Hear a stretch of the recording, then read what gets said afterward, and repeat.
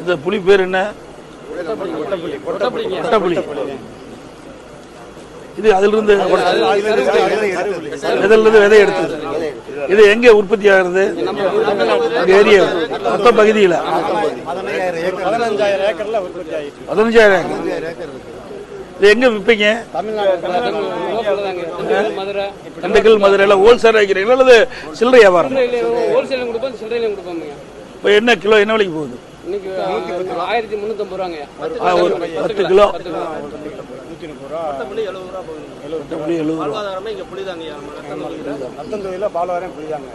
10 வருஷத்துக்கு முன்னால இந்த தொழில் தானே பண்ணி. புளி பதிக்குமா? இந்த மாதிரி இருக்கிறத வாங்கி இந்த மாதிரி தயார் பண்றது, அதை உடைச்சி விதையை எடுத்துட்டு இந்த நாரையும் எடுத்துட்டு இதே அதே புளி தான். இந்த விதை இது எதுக்கு யூஸ் ஆகும், பயன்படுத்துவாங்க? இது என்ன கிலோ என்ன விலைக்கு விற்பீங்க? கிலோ 35 ரூபா. சரி, இது வந்து 1 கிலோ இந்த புளியிலிருந்து கொட்டையை எடுத்த புளிக்கு எவ்வளவு கூலி கொடுப்பீங்க ஆளுக்கு?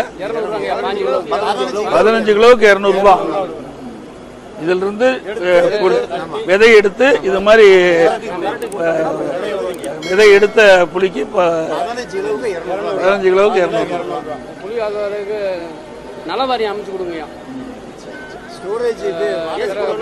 என்ன இது என்ன உடனுக்குடன் வித்துருவீங்களா அல்லது இருப்பு வச்சு வைப்பீங்க? இருப்பு வச்சு சீசன்ல வந்து இருப்பு சவதமான நேரத்தில் இருப்பு வைக்கிற மாதிரி. எவ்வளவு நாளைக்கு இது இருப்பு வச்சிருக்க முடியும்?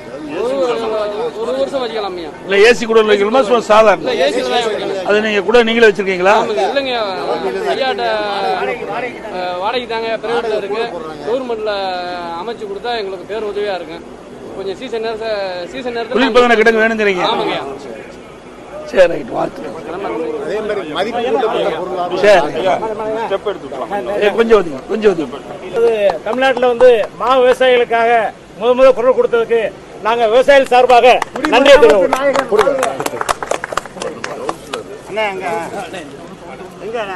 நேராச்சு மழை வேற